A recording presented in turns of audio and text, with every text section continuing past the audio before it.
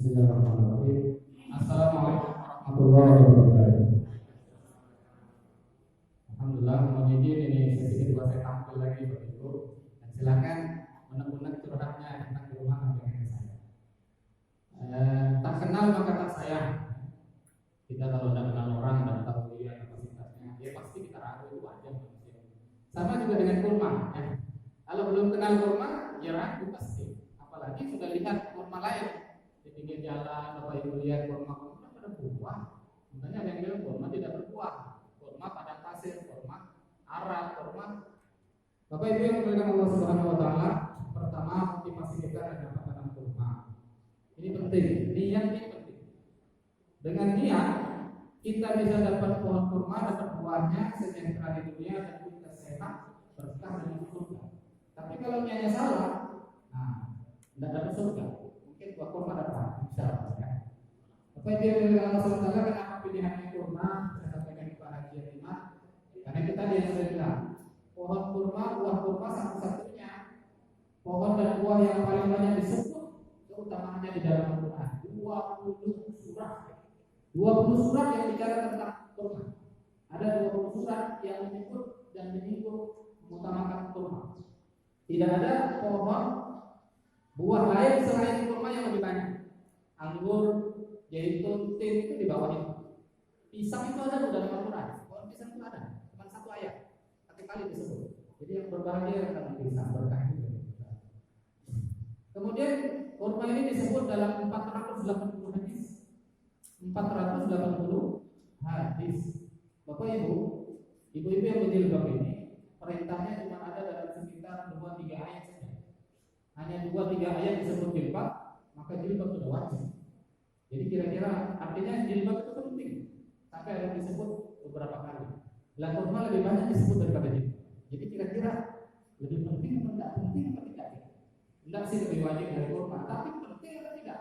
Dan semua yang disebut oleh Al-Quran tidak ada yang tidak penting. Ya itu tadi. Ya. Dan Indonesia ini sangat akrab dengan pisang. Produsen pisang negara kita ini.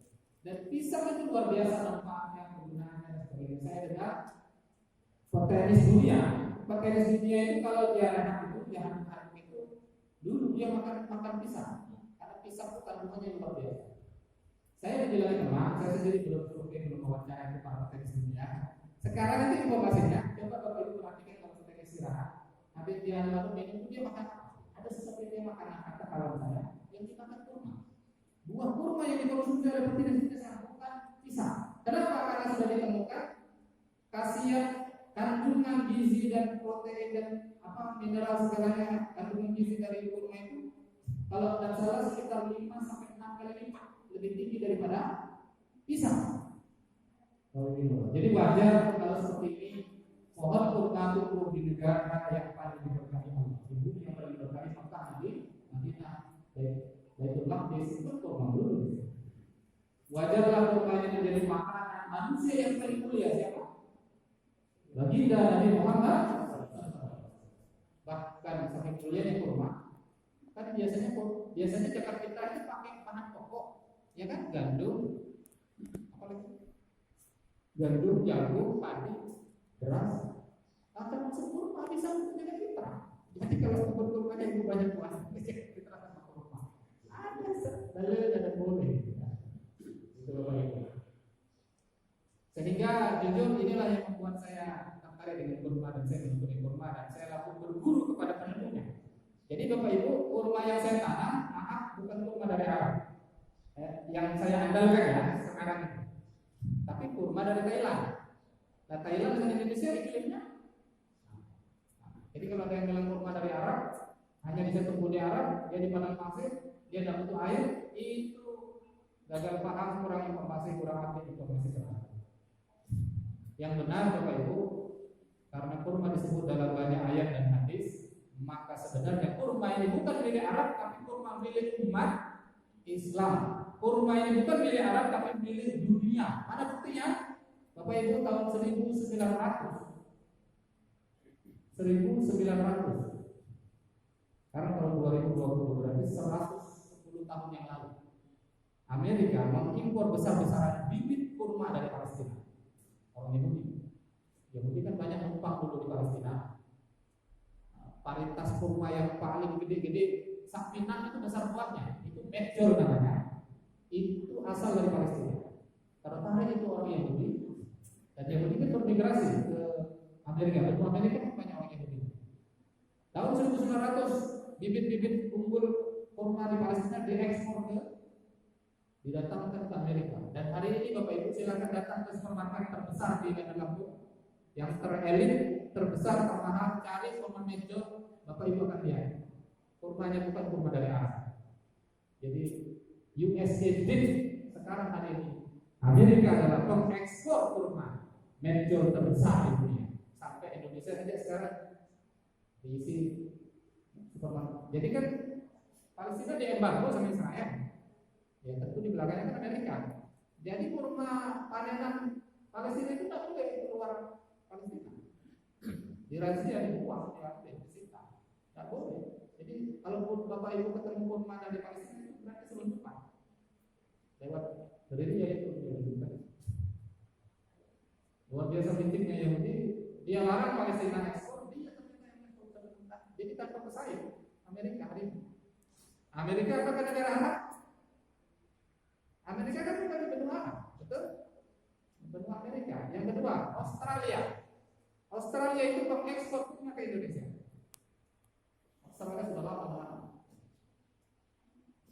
Lihat di video-video di YouTube, kurma Australia akan muncul. Yang ketiga, Thailand mengekspor kurma ke Indonesia. Nah, pertanyaannya Thailand bisa, Australia bisa, Indonesia tidak bisa. Kan kita diakui dua negara ini, kita di tengah, dan kita negara yang terbaik. Saya iseng sepintas lihat tulisan, pertanyaannya gini, kenapa Thailand tidak pernah dijajah lama oleh penjajah? Thailand itu tidak pernah dijajah lama negara lain. Indonesia 350 tahun berbeda dengan yang lain. Saya baca, saya tertarik itu. Satu di antara sebabnya ternyata kenapa tidak penjajah tidak suka jajah Thailand? Satu di antaranya. Ternyata Thailand itu aslinya tidak subur. Tanah Thailand aslinya tidak subur. Tapi sekarang kenapa? Apa-apa dari Thailand. Ya, jambu Bangkok sudah dari dahulu. Ayam Bangkok, ya. Durian. Segala sekarang dari Thailand. Itu lengkeng yang kita berdua kan awal dari Thailand. Kenapa Bapak? Karena itulah kerja keras kesungguhan mereka. Rajanya itu insinyur pertanian, kalau tidak salah. Rajanya itu lulusan perguruan tinggi insinyur pertanian. Jadi di Thailand itu sekarang kebijakan aturan pemerintah tidak boleh mengimpor buah kurma dari negara manapun. Tidak boleh. Tidak boleh. Impor buah dirajia ditangkap pelanggaran hukum. Tapi boleh mengimpor bibit sebanyak-banyaknya. Pupuk gratis, penyuluhan gratis, non pajak dan sebagainya. Makanya wajar pertanyaan luar biasa untuk besar sampai kurma sampai sekarang dari Thailand. Nah ini yang saya tanya. Waduh, tadi punyanya orang Muslim bisa. Kita asalnya sudah dari Arab. Jadi penemunya ini bisa tolak 25 tahun yang lalu. 25 tahun yang lalu dia ke Arab, dia tertarik. Ini tanah-tanah begini tak ada apa, buahnya lebat sekali manis buah ini. Logika dia, kalau di tanah yang tandus saja bisa berbuah lebat, berarti di tanah yang subur kan juga lebat. Kan masuk akal kalau gitu. Dan ternyata dia uji coba 15 tahun. 15 tahun dia uji coba, dibilang sama tetangganya gila. Gila kan? Dibilang orang gila sama tetangganya 15 tahun dia jadi bagi. Dan sekarang sudah tahun ke-25, jadi pohonnya itu sudah 25 tahun berbuah setiap saat. Luar biasa hasilnya. 25 hektar kebun intinya itu 25 hektar, belum ada kebun cabang. Jadi memang Bapak Ibu untuk menjadi orang besar itu, menjadi orang hebat, orang besar, orang sukses itu, kayaknya Bapak Ibu pernah dibilang gila. Dan Nabi Muhammad kan dibilang gila, betul? Gila sama Muhammad, kan gila lagi. Nah begitu juga penemu kurma KL1 namanya, yang saya budidayakan, yang saya akan tanam di kebun Bapak Ibu. KL1 ini penemunya Mr. Kolak namanya, Dr. Kolak. Nah saya langsung ketemu beliau belajar di kebun Pasuruan paketan sudah panen. Setiap 5 bulan panen. Kalau di Arab kurmanya panen hanya sekali setahun. Di Thailand hanya sekali setahun. Di Indonesia terutama di Pasuruan sama di Aceh, di Pekanbaru Riau juga di Al-Falah kalau tidak salah. yang besar itu soal panen itu. Sepanjang musim berbunga dan berbuah. Dan sejak dia bunga itu sampai dimakan manis merah atau kuning itu sekitar 5 bulan. Dan di Pasuruan sudah terbukti tiap 5 bulan sekali ada panen buah kurma. Jadi apalagi kita lakukan paritas. Jadi dua kurma terbaik dikawinkan oleh Mr. Tolak di Thailand, yang dari Arab, dikawinkan kurma Barbie. Barbie ini pendek pohonnya, lebat buahnya, manis, tapi kecil bulat. Bapak Ibu kalau makan kurma bulat itu unik, itu Barbie manis. Dikawinkan dengan Tunisia ini buahnya lebih besar, manis, dan pohonnya panjang umur. Yang terbaru saya dapat postingan dari kawan dikirim di Arab itu 150 tahun masih kokoh dan berbuah lebat. Saking buahnya lebat, saking lebatnya buahnya itu sampai dibuangin separuh. Jadi 30 tanda buahnya, 30 tanda itu kalau dibiarkan roboh itu pohon karena berat. Disisakan sekitar 15 tanda. Jadi disisakan separuh. Ya. Setelah dikurangi separuh itu tersisa 500 kilo. 500 kilo dia masih turunkan pangan. Nah, ini bukti bahwa kurma sudah ada di Quran, ada di hadis, jelas berkah. Dan ternyata panjang usia. Sawit saya tanya 25-30 tahun ganti pohon. Kelapa 40-50 tahun sudah pakai kayunya. Kurma ternyata 150 tahun terbukti masih ada berbuah dan berbuah lebat. Saya hari ini jual, kalau ada yang pesan yang kuning sama yang merah manis, lebih manis yang kuning, sekilo 300.000. Hari ini saya jual, impor dari Timur Tengah, sekilo 300.000. Kawan saya yang datang langsung ke Thailand, panen di kebunnya 400.000 sampai 450.000 sekilo. Beli di sana sudah beli tiket, beli lagi di sana 400.000, 450.000. Yang saya jual 300.000. Banyak ya. Kemarin saya ke Pasuruan, saya sudah 3 kali panen di Pasuruan, saya sudah 3 kali ke sana panen. Jadi dijualnya per on itu 35.000. Berarti sekilanya berapa? 350.000. Seperti itu prospek hasilnya.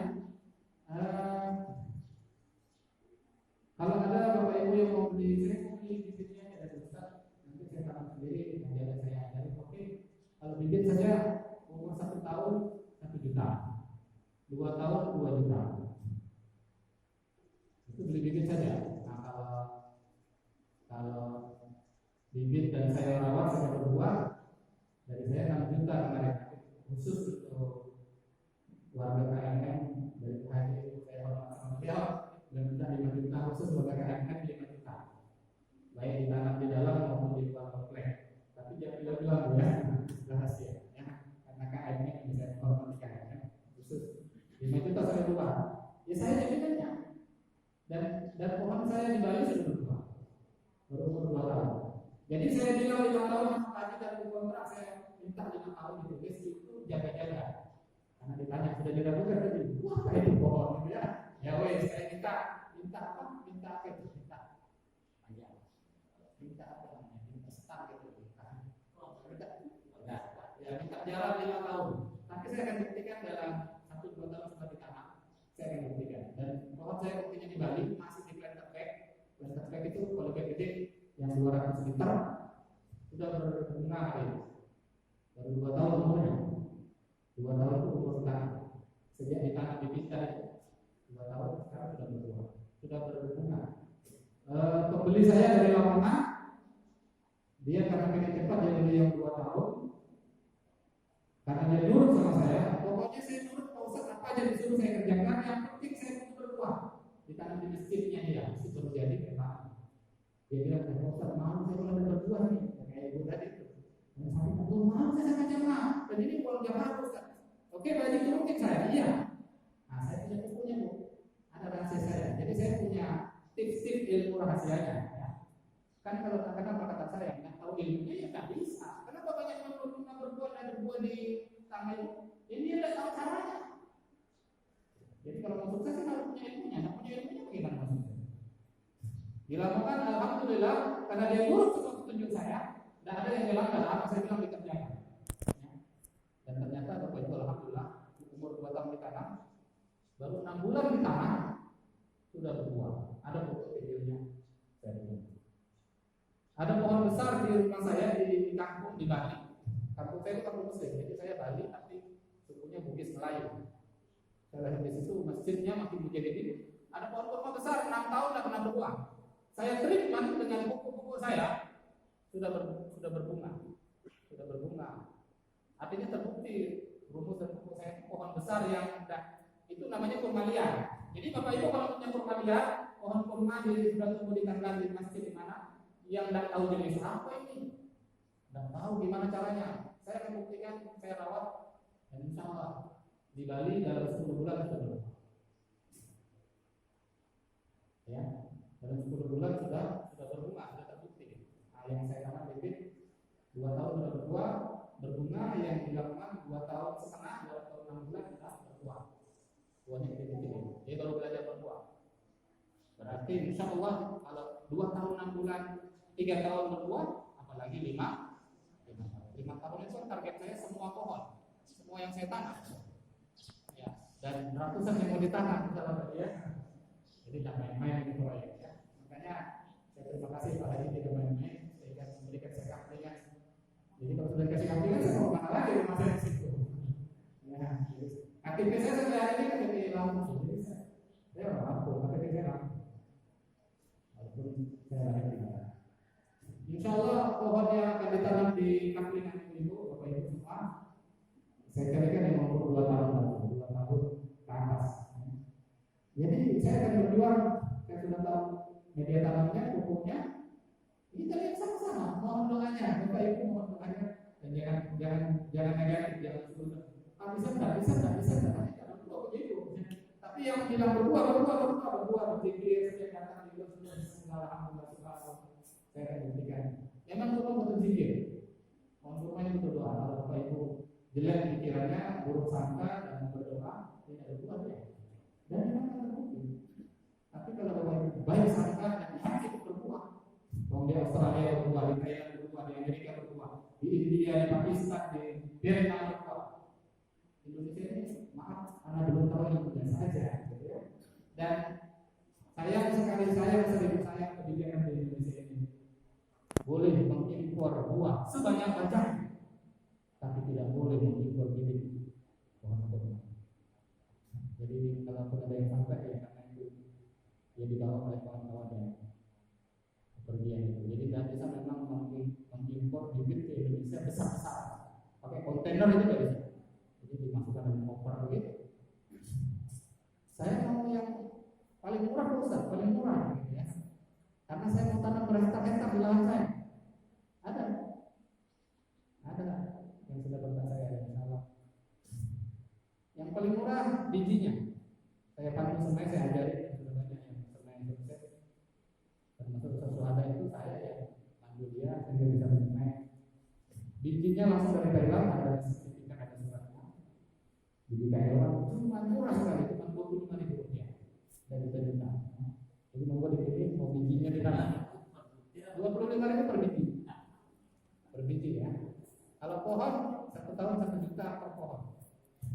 Jadi mau dipilih sesuai minat, bakat, kemampuan dan sebagainya. Kalau mau cepat semakin besar yang ditanam semakin cepat.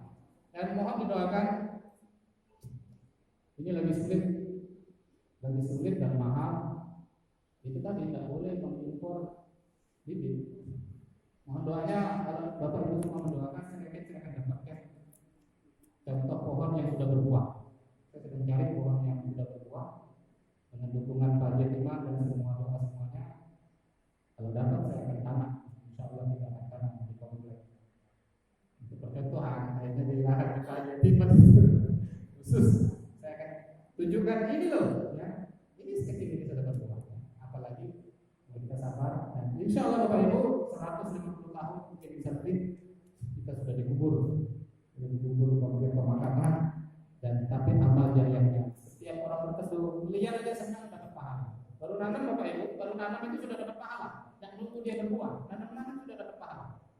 dia berbuah, orang tertentu lihat senang pahala. Orang ambil buahnya seperti sudah pahala. Butirnya ditanam lagi baju biji-bijinya. Jadi bayangkan 160 tahun itu berapa banyak kalkulasi pahala yang kita dapatkan. Seperti itu Bapak Ibu yang kita di dalam surat At-Taubah ayat Allah ini, wahai orang-orang yang beriman, bertakwalah kepada Allah. Pertanyaannya Bapak Ibu, bagaimana untuk mewujudkan takwa? Ayat lanjutannya, wa battaqu ilaihi wasilah. Kalau ingin jadi orang bertakwa, beriman dan bertakwa, Bapak Ibu harus punya wasilah. Apa wasilah itu Bapak Ibu?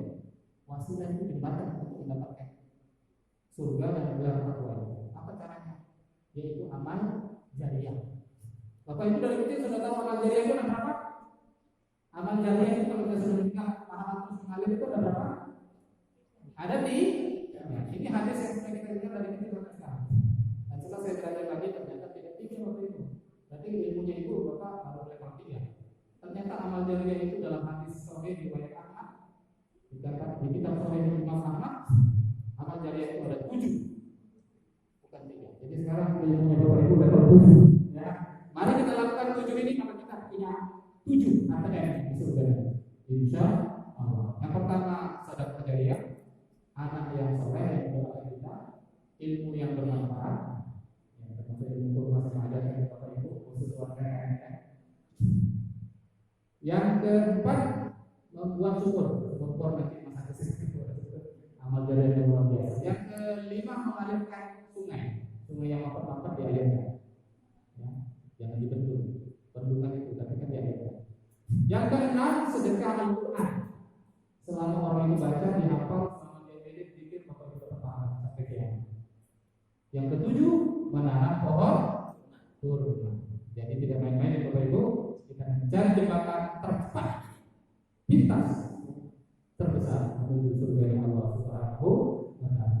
Jadi lewat kita tinggal di komplek KNN, kita akan punya perahu besar, perahu Nabi Nuh menuju pulau surga yang Allah, dan lewat pohon kurma batangnya akan mengantar. Batangnya hanya sekitar 10 meter, 15 meter. Kita insya Allah dengan berkat Allah, dengan izin Allah kita akan masuk di surga yang Allah Subhanahu wa Ta'ala lewat amal jariah level 7. 7-7-nya kita akan melakukan di komplek KNN. Mudah-mudahan Allah berikan Allah berkahi. Silakan ya Bapak. Kayaknya ada yang kurang jelas atau kurang bisa. Saya lupa kalau mau ditanya. Ada nomor?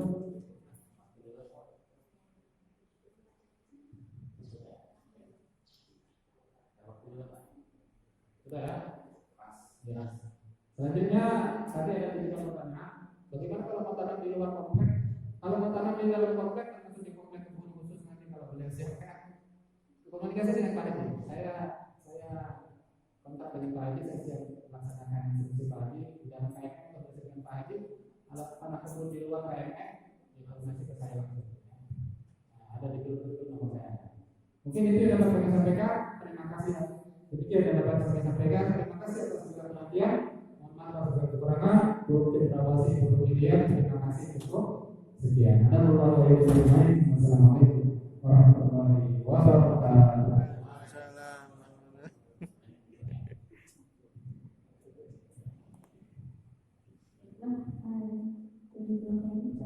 Nah,